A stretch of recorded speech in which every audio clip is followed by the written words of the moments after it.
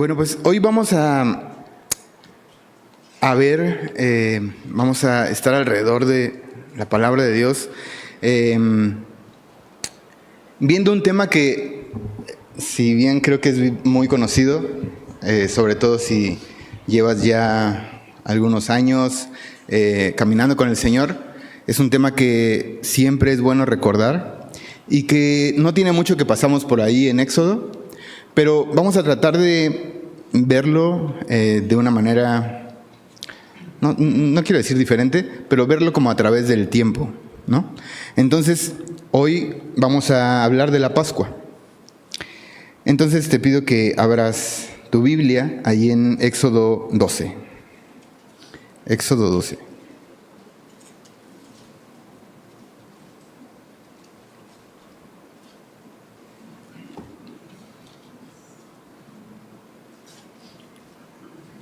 Vamos a leer del verso 1 al verso 8, después vamos a estar leyendo el verso 12 y el verso 13. ¿Ya estás ahí? ¿Sí?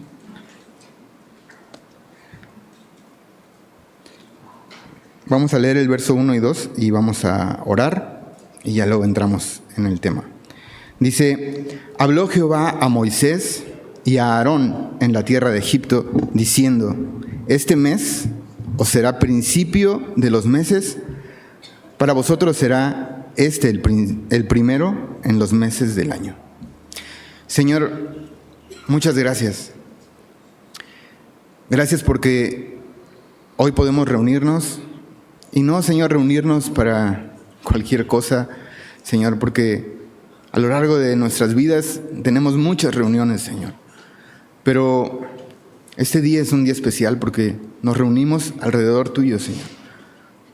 Tú nos has enseñado que donde estemos reunidos, Señor, dos o más en tu nombre, tú estás ahí en medio y lo creemos, Señor, porque tu palabra es verdad. Y gracias por estar aquí, gracias por estar aquí con nosotros, gracias porque quieres aún hablar a nuestros corazones, porque no te cansas, Señor, eres bueno.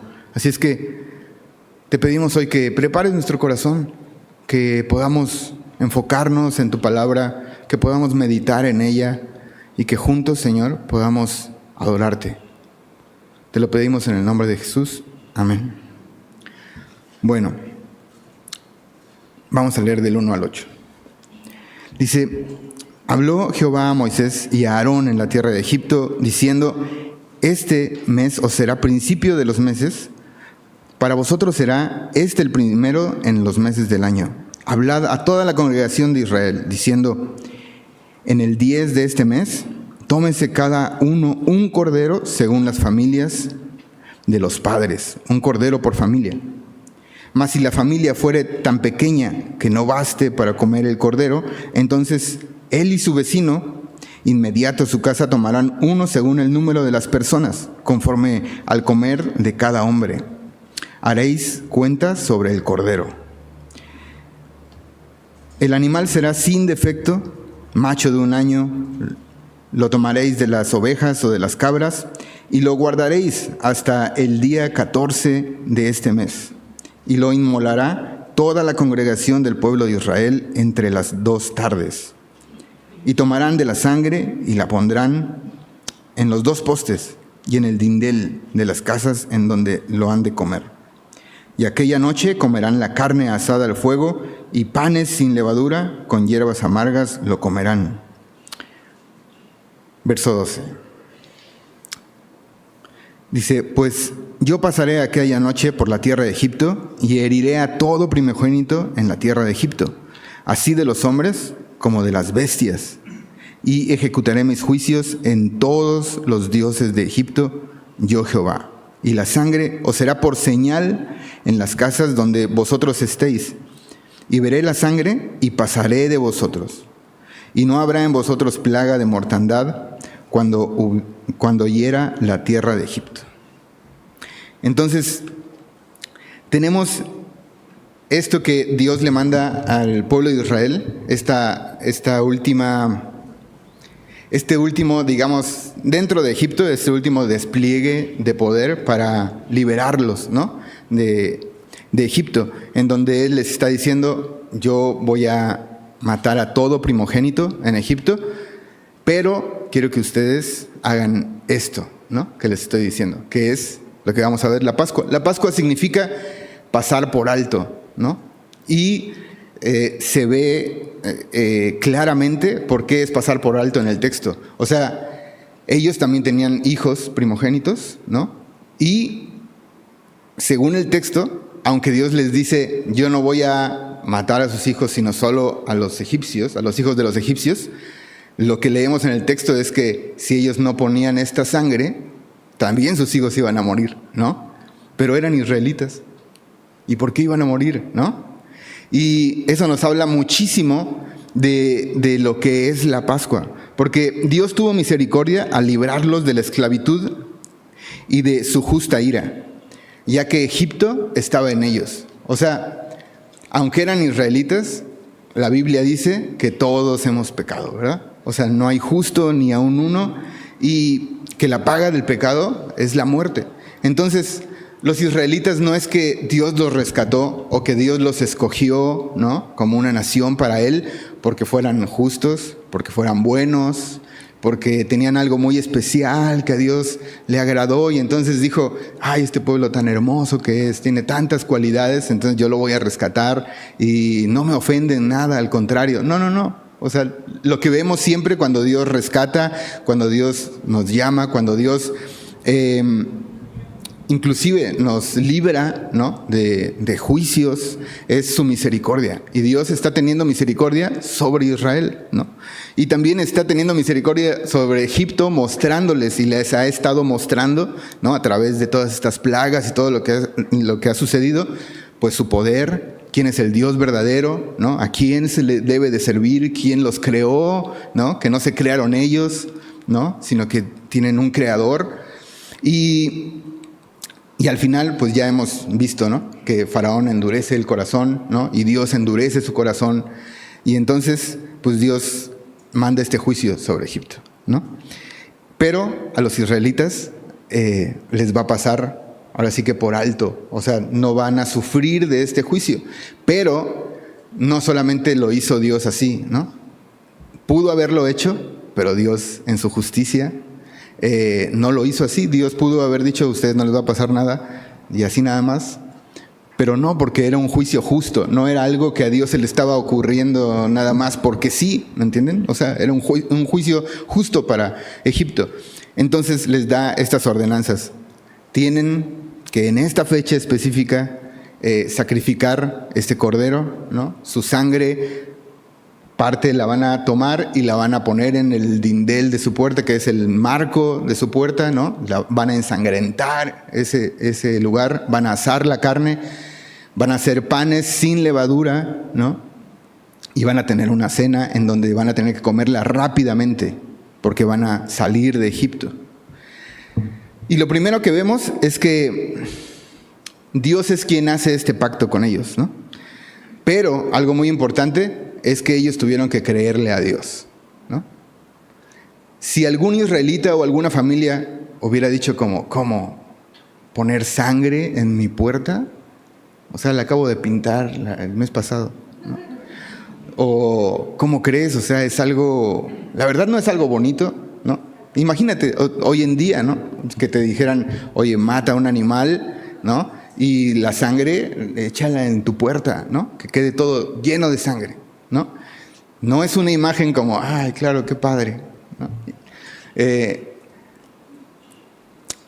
Inclusive, yo una vez hice un pequeño cuadro muy chiquito en donde pinté eso, ¿no? Pinté así una puerta, ¿no? Como de madera y le puse la sangre así pintada y aunque le eché muchas ganas, no soy un buen dibujante aparte, ¿no? Pero yo le eché muchas ganas ahí con mis acuarelas y todo. Pero cada vez que la veo, aunque me recuerda a mi Salvador y me recuerda a su misericordia, es el cuadro que menos me gusta ver. No sé, se ve como... No es una imagen bonita, ¿me entienden? O sea, se ve una puerta, al fondo no se ve nada y se ve sangre alrededor. Ni siquiera lo puedes entender muy bien. Entonces, Imagínense, era algo difícil y aparte era una cena incómoda y también los elementos no eran elementos como ricos, ¿no? Ellos estaban acostumbrados a comer pan, pero pues infladito, ¿no? Rico. Pero ese pan no era así, simplemente tenían que, la harina que tenían, echarle agua, amasarla y ponerla al fuego y literalmente una galleta, probablemente sin sabor, sin nada. Y aparte, hierbas amargas. Y todo esto tiene pues una representación, ¿no? O sea, la sangre derramada, y como vimos en el texto, tenía que ser de un animal sin defecto. Dice el verso 5 del capítulo 12, el animal será sin defecto, macho de 1 año, lo tomaréis de las ovejas o de las cabras. Entonces, ellos tenían que haber preparado ya este animalito, ¿no? Antes, y haberlo observado muy bien, que no tuviera ningún defecto, que una patita chueca, que un ojito estuviera mal, que caminara mal, o que su piel tuviera algo. Tenía que estar perfecto, ¿no? Y eso me llamó mucho la atención, fíjense, porque cuando nuestro Señor Jesús vino a la tierra y nació como un bebé y todo, estuvo caminando entre nosotros, a la vista de todos. Tanto los que le seguían como los que pues estaban en contra de él, ¿no? O sea, lo perseguían, lo querían ver muerto, no les gustaban sus palabras, no estaban de acuerdo, se sentían ofendidos, en riesgo, pero todos lo vieron, todos en esa región, en ese tiempo pudieron verlo y pudieron observar su caminar, paso por paso, desde su niñez hasta que murió. Y si estuviste en la reunión pasada a través de la Biblia, que estamos estudiando Marcos, acabamos ese capítulo con unas palabras en donde la gente decía, todo lo hace bien, ¿no? O sea, él no se equivoca en nada. ¿Qué onda? Y eso sucedía inclusive con las personas que estaban en su contra y llegaban con preguntas y con cosas y a querer hacerlo tropezar. Y lo único que se encontraban es que hablaban a su corazón, que los llamaban en misericordia a creer, ¿no? Y que las cosas que él había anunciado y que lo que él había planeado, sea sanar a alguien, sea hablar, lo que sea, todo lo hacía bien. No podían encontrar ninguna falta en él. Obviamente eso les enojaba muchísimo a los que no creían, pero a los que estaban poniendo su confianza en él, se estaban dando cuenta de esto. Este es un cordero sin mancha, ¿no? No hay defecto en él. ¿Qué onda con esta persona? Nosotros no conocemos a nadie así en esta tierra. O sea, no hemos conocido a nadie. Tú no tienes ningún amigo, ni tus papás, por mucho que los quieras, ni tus hijos, por más hermosos que los veas, que se conduzcan de una manera perfecta. Que cada vez que analices su vida, digas, oye, pues todo lo hace bien. No encuentro algo que pueda yo decir, se equivocó en esto, dijo mal esta palabra, ofendió a esta persona, ¿no? Pero nuestro Señor sí, y es este cordero sin mancha. Y bueno, representaba esto, ¿no? La sangre derramada de este cordero perfecto representaba a Jesús. El pan sin levadura era también una representación en ese tiempo de la prisa que iban a tener para salir, ¿no? No iban a tener tiempo para leudar un pan, ¿no? Para eso se tiene que esperar. Haces tu masa, te esperas. Bueno, no lo voy a contar todo. Me gusta hacer pan, pero me llevaría tiempo. Me voy a clavar en algo que no, pero tendrías que tomar tiempo, ¿no? Pero también representaba una vida sin pecado. La Biblia habla de eso. Y las hierbas amargas muy probablemente les llevaban en su mente a esta amargura en la esclavitud de Egipto, ¿no? ¿Se acuerdan que antes de que Dios hiciera todo esto y que llamara a Moisés y todo, ellos estaban siendo esclavizados, pero ellos ya tenían un clamor en su corazón porque la estaban pasando súper mal, ¿no? O sea, estaban siendo esclavos, estaban siendo maltratados, y eso es una amargura al corazón. Digo, si has sido maltratado, yo sé que muchas personas han pasado por situaciones muy difíciles, y si has sufrido un maltrato, es algo que marca tu corazón, ¿no? Es algo que no es fácil de superar, es algo que te hace clamar a Dios, que te hace decir, necesito ayuda de alguien, sáquenme de este lugar, de esta situación, ¿no? Y ahí están los israelitas así. Obviamente están así también por su pecado, ¿no? Y Dios está usando esto para llevarlos a Él y para rescatarlos y para que le conozcan. Entonces, vemos esto que Dios está haciendo en Egipto, que Dios hizo en Egipto, pero también vemos algo muy importante, que vamos al capítulo 13, al verso 8 y 9 nada más. Está ahí el siguiente capítulo. Capítulo 13, verso 8 y 9. Dice 13, 8 y 9. Dice, está hablando de esta Pascua, ¿no? Dice, y lo contarás en aquel día a tu hijo, diciendo, se hace esto con motivo de lo que Jehová hizo conmigo cuando me sacó de Egipto.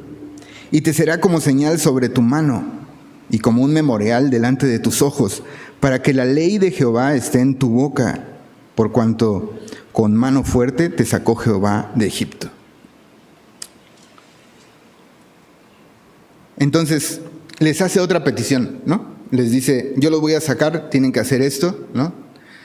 Pero, ya que lo hagan, tienen que decirlo a sus generaciones, ¿no?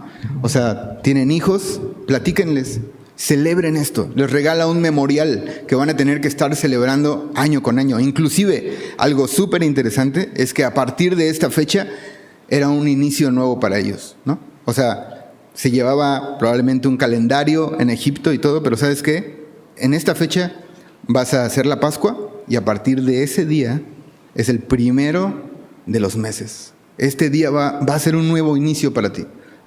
Entonces, cada vez les dice que celebres esto, pues te van a preguntar tus hijos, ¿qué es esto que estás haciendo? ¿No? Tan sangriento, y esta cena sin sabor, y siempre cenamos bien rico, y ahora estamos todos así, y este animalito, ¿por qué lo mataste, papá? ¿No?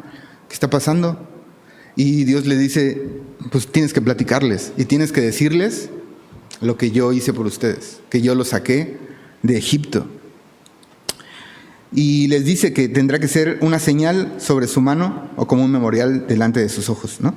Y les dice, para que la ley de Jehová esté en tu boca, por cuanto con mano fuerte te sacó Jehová de Egipto.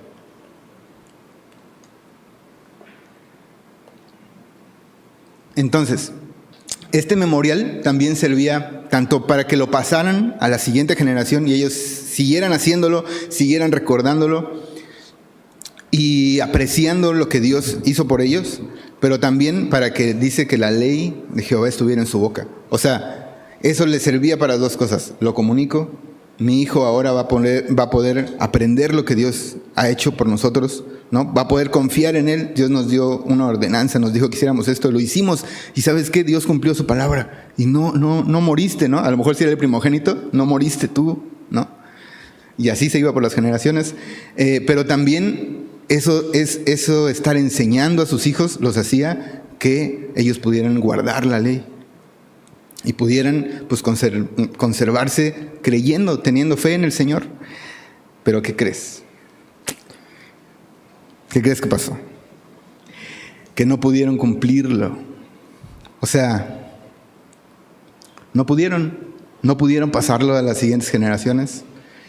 No pudieron tener la ley del Señor en su corazón. Y no fue porque el Señor falló, ¿no? Dios les regaló este recordatorio. Dios los sacó de Egipto. Dios hizo todo. Pero ellos no cumplieron su parte, ¿no? Es un pacto. Y ellos no cumplieron su parte. Entonces, ¿qué sucedió? Que los hijos dejaron de conocer al Señor, que ellos se fueron al desenfreno, ¿se acuerdan del becerro de oro? Y cuántas cosas que sucedieron en el desierto mientras iban hacia la tierra prometida, ¿no? Sus corazones reprochando a Dios, creyendo inclusive que estaban mejor allá de esclavos cuando ellos mismos habían estado clamando, ¿no? Y se olvidaron de Dios, se olvidaron de lo que Él había hecho. Pero Dios tenía un plan con esto y no todos tampoco se olvidaron y el mensaje no se quedó ahí porque si no, no hubiera llegado hasta hoy, ¿no? Este mensaje siguió y Moisés escribió, ¿no?, la ley y puso todas estas ordenanzas y Dios cuidó de su palabra y esto siguió. Y Dios siguió hablando a sus profetas. Y ahora vamos a ver cómo esta Pascua va a ser revelada, ¿no? O nos es revelada a nosotros. Acompáñame a Jeremías 31, versículo 31 al 34.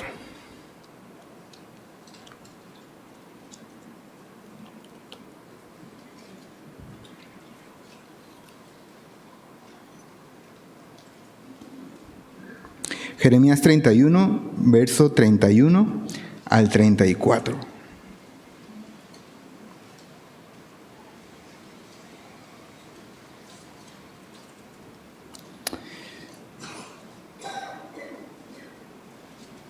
No te agüites, que viene lo bueno. Bueno, ¿ya estás ahí? Jeremías 31, 31 al 34. Empiezo a leer. Dice: He aquí que vienen días, dice Jehová, en los cuales haré nuevo pacto con la casa de Israel y con la casa de Judá. Dice: no como el pacto que hice con sus padres el día que tomé su mano para sacarlos de la tierra de Egipto, porque ellos invalidaron mi pacto, aunque fui yo un marido para ellos, dice Jehová. ¿A qué se refiere con esto? Yo les di un pacto y yo fui un marido, pero un marido fiel, obviamente. Es Dios hablando, ¿no? Fui un marido para ellos, yo les proví de todo lo que necesitaban, yo estuve ahí con ellos, ¿se acuerdan? Aún no llegamos ahí, pero la columna de fuego y la nube, ¿no?, en el día, o sea, no les faltó nada, inclusive en sus reproches más ofensivos hacia Dios, Dios les respondía, ¿no?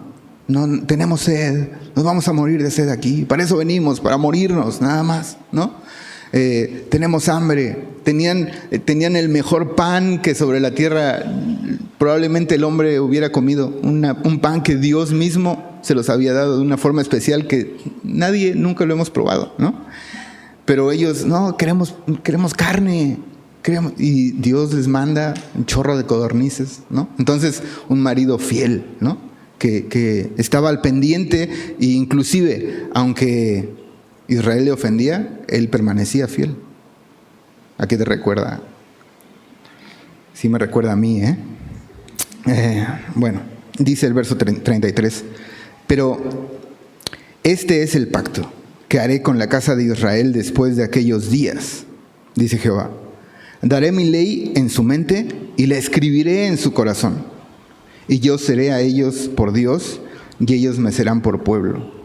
Esto es una profecía increíble. O sea, ¿se acuerdan que hablamos que aunque este recordatorio de la Pascua, la intención de Dios es que la ley de Dios estuviera en ellos? Ellos, o sea, las pruebas que el mismo Éxodo, en el libro de Éxodo tenemos, no se parecen a eso, ¿no? Pero está diciendo que Dios hará eso ahora. O sea, daré mi ley en su mente y la escribiré en su corazón. Y yo seré a ellos por Dios y ellos me serán por pueblo.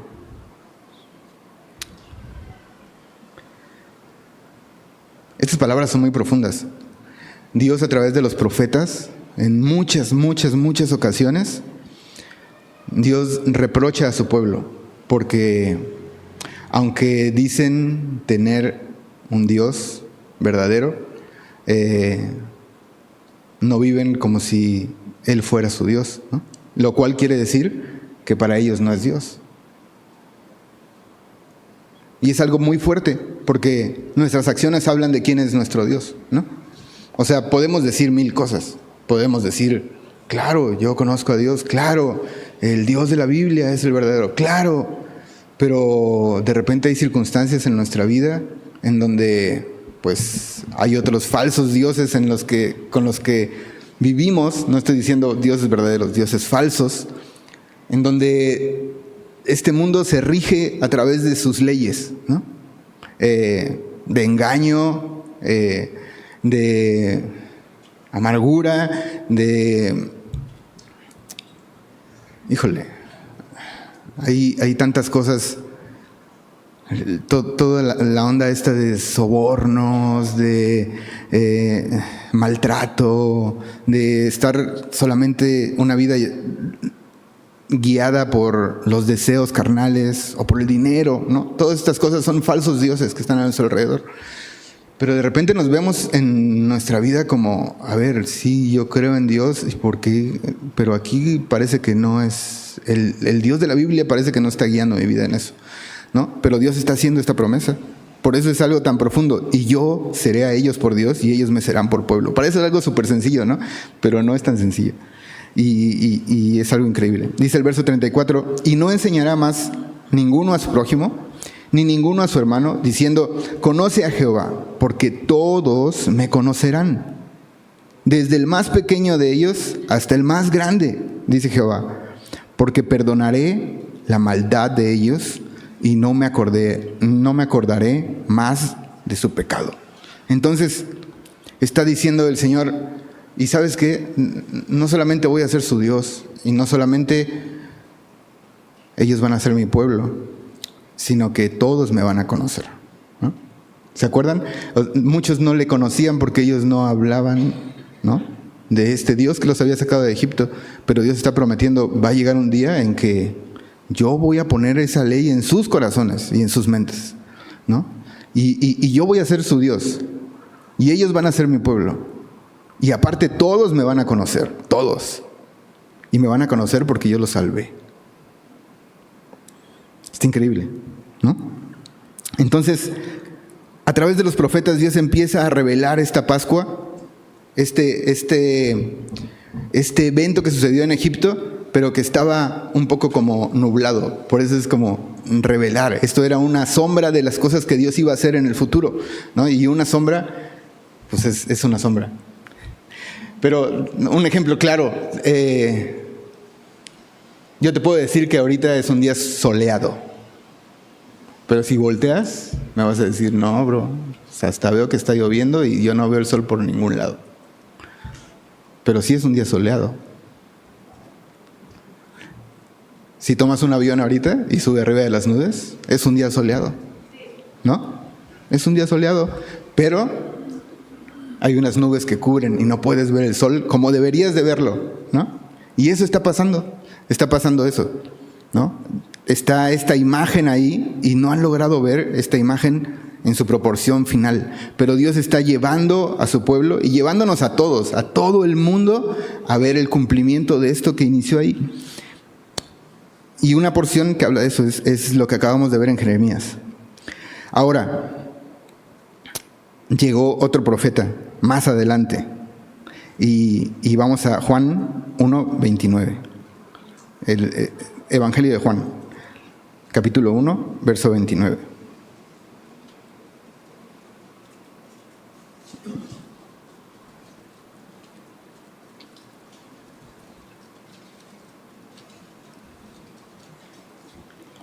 Juan 1:29.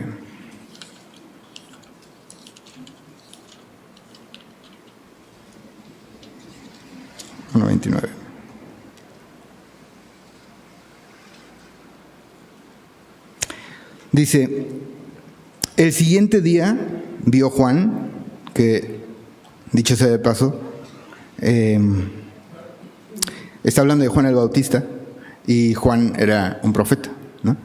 Vio Juan a Jesús que venía a él y dijo, he aquí el Cordero de Dios que quita el pecado del mundo. Entonces, en esta revelación, pues Jesús entra y viene a este mundo, ¿no?, como ese Cordero, y aquí está otro profeta, pero ya se lo topó cara a cara, ¿no? Es como que se empieza a abrir el cielo y ves así como que, ¿sí está el sol ahí?, ¿no? Entra un rayo de sol y entonces dice, este es el Cordero que quita el pecado del mundo. Y ahora vamos a 1 Pedro 1, 18 al 19. Ahora sí, necesitas andar ahí con todo en tu Biblia.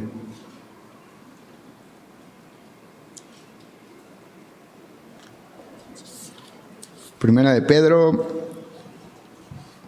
1, 18 al 19.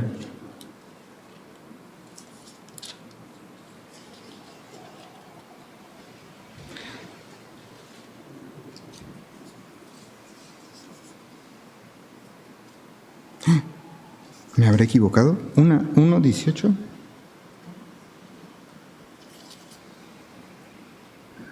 Sí, ahí está.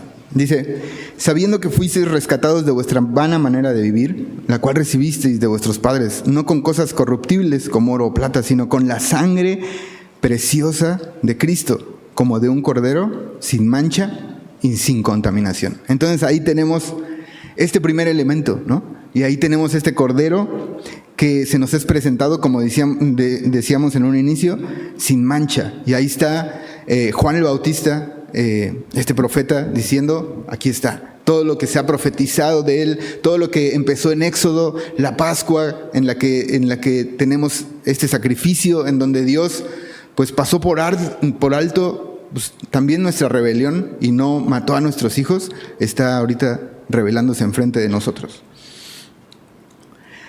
Y es algo increíble, de verdad.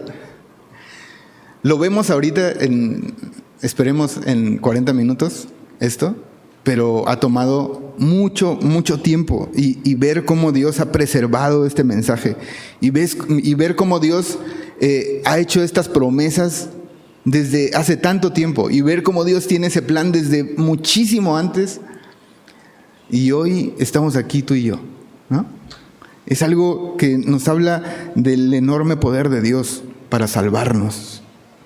¿Me entiendes? O sea, creo que las plagas en Egipto, lo que sucedió en la Pascua y todo, aunque lo vemos como algo wow, ¿no? O sea, ve cómo Dios hizo todo esto. Ahora ve cómo Dios hizo todo esto hasta ahorita. O sea, ¿qué es eso? ¿Quién es este Dios que puede preservar este mensaje, que puede anunciar a través de los profetas, que puede traernos a nosotros aquí? Y bueno, acompáñame a Lucas 22, 14, 20.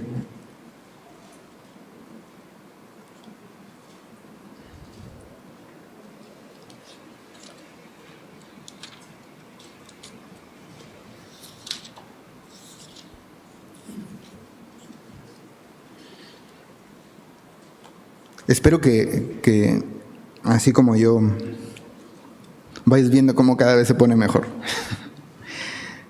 Lucas 22, 14 al 20. ¿Ya estás ahí?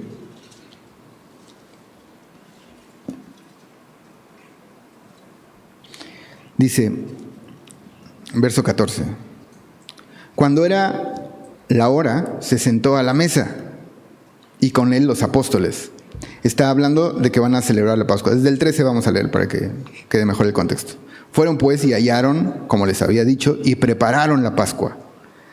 Dice, cuando era la hora, se sentó a la mesa y con él los apóstoles. Y les dijo, ¿cuánto he deseado comer con vosotros esta Pascua antes que padezca? Porque os digo que no la comeré más hasta que se cumpla en el reino de Dios. Ahí tienes una pista de cómo vamos a acabar. Y habiendo tomado la copa, dio gracias y dijo, tomad esto y repartidlo entre vosotros, porque os digo que no beberé más del fruto de la vid hasta que el reino de Dios venga. Y tomó el pan y dio gracias y lo partió y les dio diciendo, esto es mi cuerpo que por vosotros es dado, haced esto en memoria de mí. De igual manera, después que hubo cenado, tomó la copa diciendo, esta copa es el nuevo pacto en mi sangre que por vosotros es derramada. ¿Se dieron cuenta? ¿Pudieron hilar Jeremías con esto? Este es el nuevo pacto, ¿no? O sea, está sucediendo delante de ustedes. Y seguramente muchos de ellos conocían, y aparte Jesús era un maestro y les había enseñado las escrituras, ¿no? Y estaban ahí delante de este Cordero Pascual, pero estaban celebrando una cena también ellos. De hecho, muchos dicen que lo más probable es que ya habían celebrado la cena de la Pascua y estaban como finalizándola con algunos elementos, y entonces Jesús empieza a hablar de esto, ¿no? ¿Saben? Hay un nuevo pacto. Así como celebramos la última Pascua, amigos, ¿no? A partir de hoy, esta Pascua ya no va a ser lo mismo, ¿no? Porque se va a cumplir delante de todo el mundo lo que anuncié en los profetas, que aquí está el Cordero y que voy a morir para pasar por alto sus pecados y su maldad. Entonces,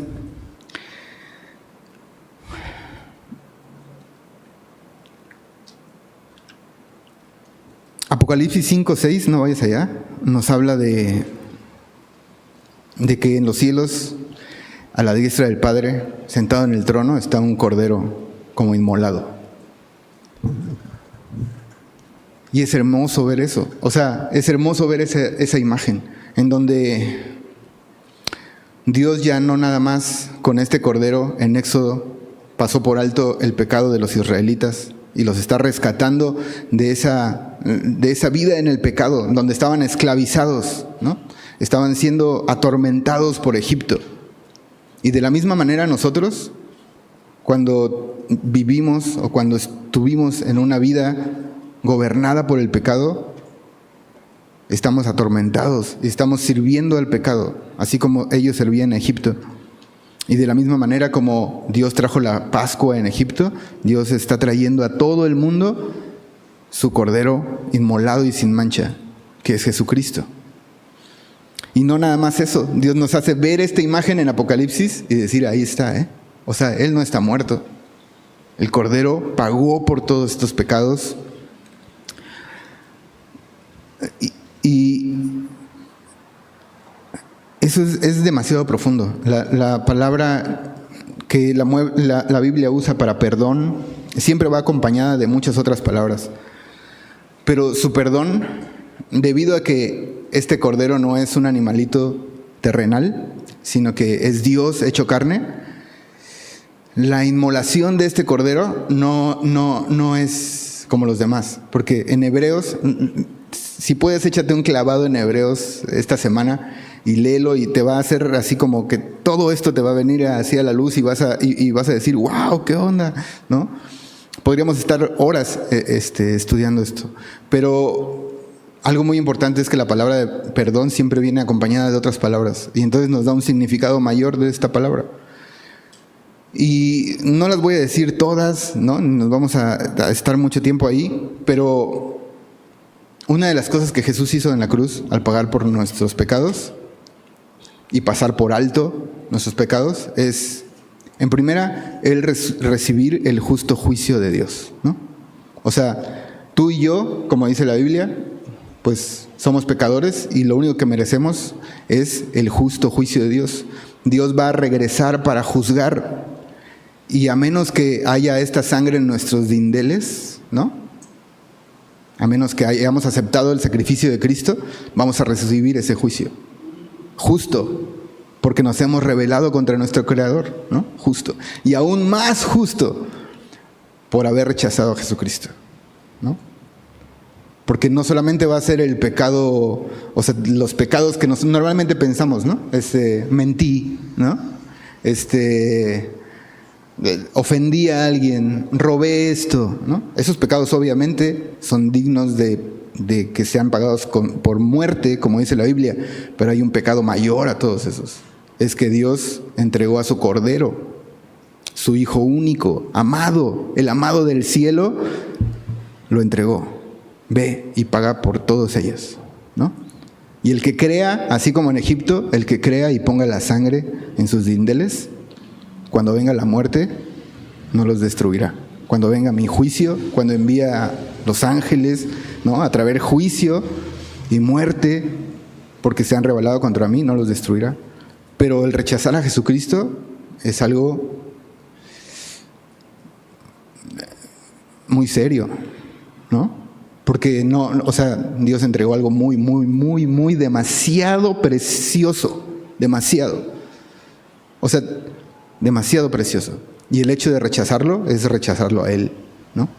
Es rechazar su amor, es rechazar su misericordia, es rechazar el hecho de que Él estuvo dispuesto a sufrir con tal de que nosotros recibiéramos vida eterna. Y debemos de contemplar eso cuando pensamos en Jesucristo. Si hoy tú estás aquí y a lo mejor alguien te invitó y no habías escuchado tal vez esto, pues es algo serio. O sea, hay decisiones que tomamos en esta tierra y una decisión, o la mejor decisión, o la decisión más fuerte en esta tierra, de todo hombre y mujer y niño, va a ser aceptar el regalo de Dios o rechazarlo, ¿no? De eso dependerá todo lo demás. Entonces, Jesús está ahí, anuncia el cumplimiento de la Pascua, anuncia su muerte y anuncia este nuevo pacto, que como vimos en Jeremías, es un pacto diferente, porque entonces ahora algo va a suceder, pero la ley de Dios está en sus corazones, ¿no? Algo va a suceder porque ellos van a ser mi pueblo y yo seré para ellos por Dios.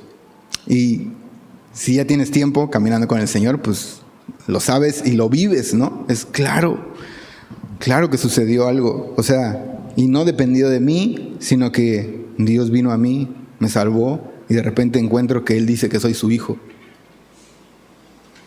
Y lo único que hice fue confiar en este cordero inmolado. Y ahora no depende de mis obras si soy su hijo o no, sino de la promesa que Él hizo, ¿no? Él dijo, ahora tú vas a ser mi pueblo y serás su pueblo. Lo que Dios dice se cumple, ¿no? O sea, Dios hizo toda la creación con su boca. Creó todas las cosas y todas las sostiene hasta el día de hoy con su voz y con su boca, ¿no? O sea, con su palabra. Y si Él dijo, tú vas a ser mi pueblo, tú vas a ser mi pueblo, ¿no? Yo te voy a hacer a ti por Dios, pues eso va a ser, ¿no? Así es la gracia de Dios tan grande, ¿no? No lo podemos creer a veces porque pensamos que depende de nosotros, ¿no? No, es que si hago esto, y si hago lo otro, y si no leo mi Biblia, ¿no? Ya no soy su hijo, creo. Pues no, porque ahora no depende de nosotros. Si fuera así, estaríamos en el pacto antiguo, ¿no? En donde, pues, tienes que recordar esto, tienes que hacer esto, tienes que cumplir con esto, tienes así, y entonces vas a ser mi hijo, entonces yo soy tu Dios. Mientras eso no suceda, estás rompiendo el pacto y bye. Pero este pacto no está situado en lo que hacemos, sino en lo que Dios hizo y prometió, y en este Cordero perfecto que fue entregado en una cruz y que resucitó al tercer día. Así Dios diciendo que había completado esta obra perfecta y todo aquel que cree en Él será salvo, ¿no? Ahora vamos a ver, ya vamos a acabar, pero ¿qué significa todo esto el día de hoy y qué va a significar todo esto en el futuro?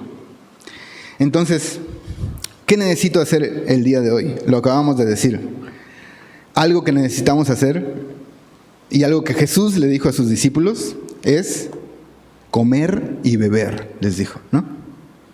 Estaba ahí con ellos, les presenta estos elementos. Esto es mi cuerpo que va a ser entregado por ustedes, ¿no? Y esto es mi sangre del nuevo pacto. Come, bebe, ¿no? ¿Y qué significa eso? Dices, no, pues si con que me tome la galletita y me tome el juguito, ya quedó. No, esos elementos no nos salvan, ¿no? Son este recordatorio, de hecho.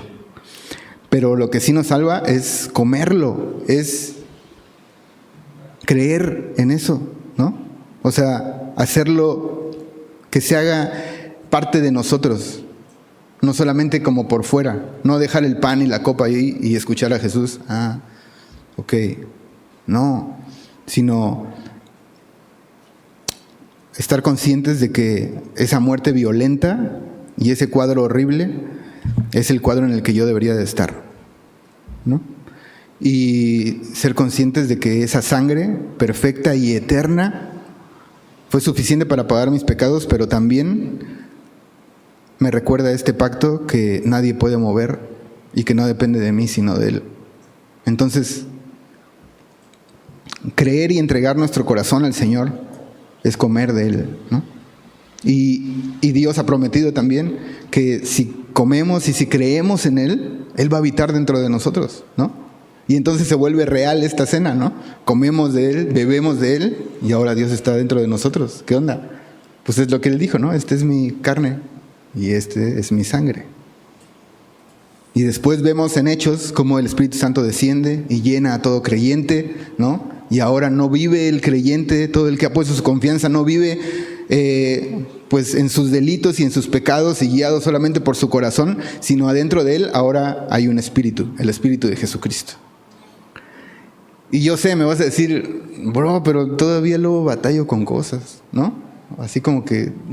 Y sí, yo también batallo con un chorro de cosas, pero no puedo negar que Dios está en mi corazón y que cada vez que algo sucede que ofende a Dios, puedo notar cómo el Espíritu de Dios se entristece por eso. Y entonces eso quiere decir que alguien está dentro de mí, ¿no? Porque antes no me pasaba eso. O sea, antes yo hacía un chorro de cosas y no estás aquí para que te cuente mi vida, pero probablemente era muy similar a la tuya antes de conocer al Señor, ¿no? O sea, hacía un chorro de cosas que ofendían al Señor, pero no recuerdo ninguna vez que... Tal vez en mi conciencia decía como, pues no está bien lo que hice, ¿no? Pero que había algo que se entristeciera dentro de mí, que sintiera que hay una separación ahí, que yo no había vivido eso, ¿no? Y de esa manera Dios también nos sella y nos dice, tú eres mi hijo, ¿no? Ahí está esa promesa, yo prometí salvarte, darte a mi Espíritu Santo, y ahí está morando dentro de ti, y las leyes ahora de Dios y su palabra moran en ti, ¿no? Y ahora somos llamados a caminar a través de eso, de su Espíritu. Entonces, hoy necesito comer de su carne y su sangre, creer en el Evangelio. Ya vimos que el día de hoy somos su pueblo y Él es nuestro Dios por su mera misericordia y por su gracia. Porque Él lo decidió así, Él lo planeó así y Él dijo, si tú crees, ahí está esa promesa y esa promesa es fiel. Y de hecho, ya vamos a acabar, pero acompáñame otra vez ahí a Jeremías, porque hay una parte que está impresionante, que no la leímos, no sé por qué. Jeremías 31. Esto te va a volar la cabeza, espero, como a mí me la voló. De hecho, fue una plática que tuvimos en la familia, con mis hijos, con mi esposa. Después del verso 34, que dice que ninguno enseñará más a su prójimo, ni ninguno a su hermano, diciendo, conoce a Jehová, porque todos me conocerán, desde el más pequeño de ellos hasta el más grande, dice Jehová, porque perdonaré la maldad de ellos y no me acordaré más de su pecado. Eso está impresionante, ¿no? Perdonaré la maldad de ellos y no me acordaré más de su pecado. ¿Se acuerdan que estábamos viendo todo esto del pecado, cómo Él pagó? Pero ahora aquí dice algo importantísimo, no me acordaré más, bro.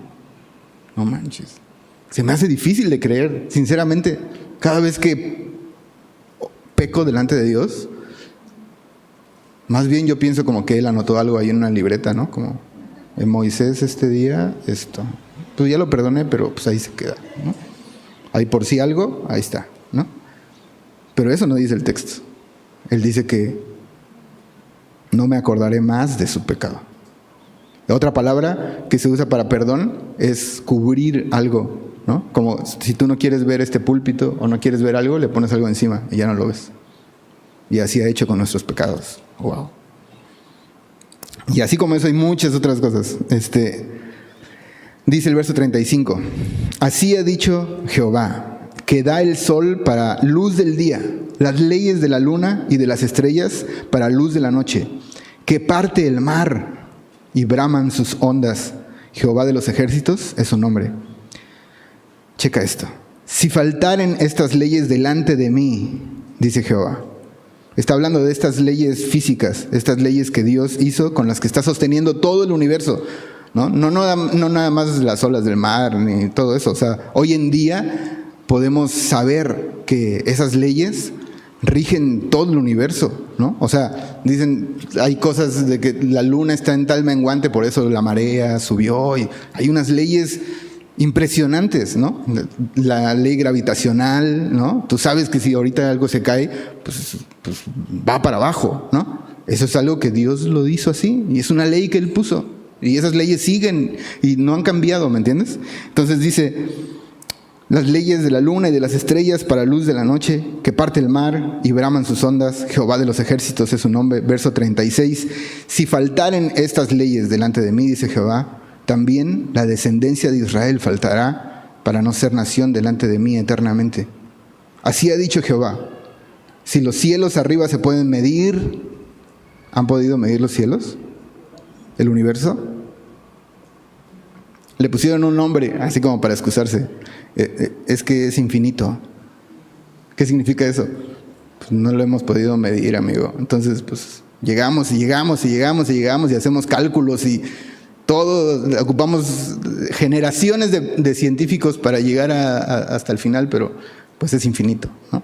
No hemos llegado, ¿no? Si los cielos arriba se pueden medir y explorarse abajo los fundamentos de la tierra, ¿sabías que no hemos llegado al fondo del mar? No hemos podido explorar ni siquiera el fondo de nuestro planeta, ¿no? También yo desecharé toda la descendencia de Israel por todo lo que hicieron, dice Jehová. Entonces, ¿qué onda con este pacto? Él mismo está diciendo, este pacto no lo voy a romper. O sea, mientras tú veas que todo esto sigue funcionando, mi pacto está ahí, ¿no? Es inquebrantable, no depende de ti, es algo que yo prometí. Y Dios no falla sus promesas. Dios es fiel, Dios es verdadero. Nosotros somos infieles, pero Dios es fiel. Entonces,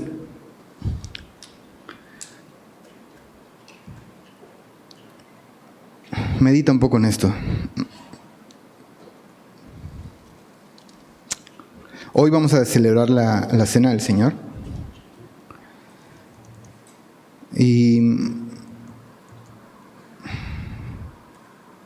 Y quiero que nos haga clic esto. Esto no se va a quedar ni siquiera solamente aquí, ¿no? Dios nos va a salvar de nuestros pecados. Ya nos salvó de nuestros pecados, pero Dios nos va a sacar de este mundo y estaremos con Él para siempre. Entonces, dice en 1 Corintios 11, 26, que mientras celebramos la cena, mientras estamos todavía en esta tierra, le debemos de recordar, ¿no? Y anunciamos su regreso, ¿no? Hasta que Él venga. Pero seguramente has leído los evangelios y te has dado cuenta que Jesús mencionó una cena. Y también te has dado cuenta que en Apocalipsis hay una cena en la que estamos invitados, ¿no? ¿Se acuerdan? Tuvo una cena con los discípulos y les dijo, pues ya no voy a cenar otra vez con ustedes, esta es la última cena, no voy a volver a tomar este vino hasta que esté con mi Padre, hasta que el reino de Dios regrese. ¿Y quién es el reino de Dios, perdón? Es Jesucristo, hasta que Él mismo regrese, ¿no? Entonces, dice Apocalipsis 3, 17 al 22.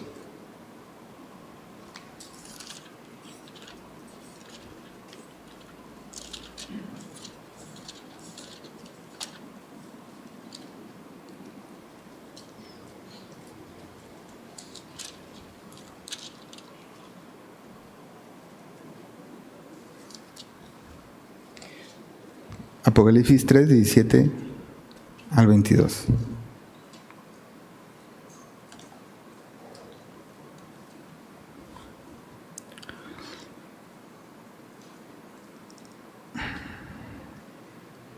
Perdóname, vamos antes a Apocalipsis 19, 7 al 9. Perdóname. Está ahí adelantito.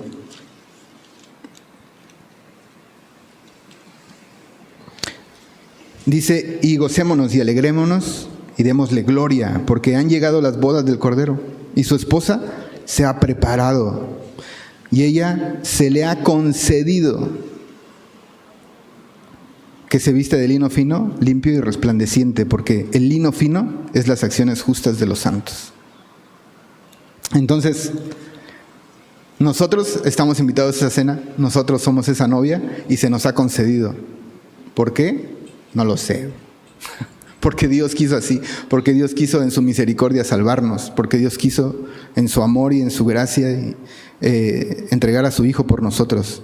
Y a través de su sangre tenemos estas ropas finísimas y elegantes para ir a esta cena, ¿no? En la que estamos todos invitados en los cielos.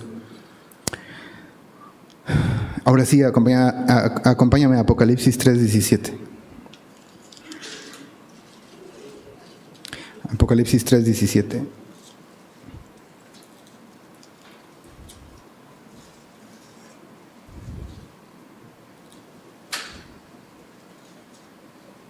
Aquí es Jesús hablando a una iglesia. Y aquí estamos nosotros siendo una iglesia, ¿no? Entonces, este punto se trata de cómo este Cordero y cómo la Pascua significa algo para nosotros hoy y cómo debemos vivirla hoy, ¿no? Porque todo este mensaje pues no tendría ningún impacto si no nosotros vivimos de acuerdo a este mensaje, ¿no? Entonces Apocalipsis 3:17 al 22 dice: porque tú dices, yo soy rico y me he enriquecido y de ninguna cosa tengo necesidad, y no sabes que tú eres un desventurado, miserable, pobre, ciego y desnudo. Por tanto, yo te aconsejo, no yo, sino Jesús nos aconseja a todos, que de mí compres oro refinado en fuego para que seas rico, y vestiduras blancas para vestirte, y que no se descubra la vergüenza de tu desnudez, y unge tus ojos con colirio para que veas. Yo reprendo y castigo a todos los que amo. Sé pues celoso y arrepiéntete. He aquí, yo estoy a la puerta y llamo. Si alguno oye mi voz y abre la puerta, entraré a él y cenaré con él y él conmigo. Entonces, Jesús nos está aconsejando algo, ¿no? En primera nos está aconsejando que no nos creamos ricos. O sea, desde el principio vimos todo lo que hemos recibido de Dios y lo que Dios hizo por nosotros, lo que Jesús hizo por nosotros, y el castigo que recibió sobre Él no es porque nosotros seamos buenos, ¿no? O porque ya tengamos todo resuelto nosotros. Somos personas necesitadas de Él, tan necesitadas que tuvo que morir por nosotros, ¿no? Pero aún hoy seguimos siendo necesitados de Él. Entonces no podemos enorgullecernos de nada, ¿estás de acuerdo? Todo lo que hemos hablado no lo hicimos nosotros, lo hizo Él. Yo merecía un castigo, Él se puso en vez de mí y fue castigado y me está dando vida eterna. Me dio unos vestidos para asistir a una boda en los cielos y vivir con Él eternamente. Y Jesús ahora me dice, pues compra de mí. O sea, si te hace falta algo, no lo hagas en tus fuerzas. Ya no vivas para ti, vive para mí, ¿no? Entonces,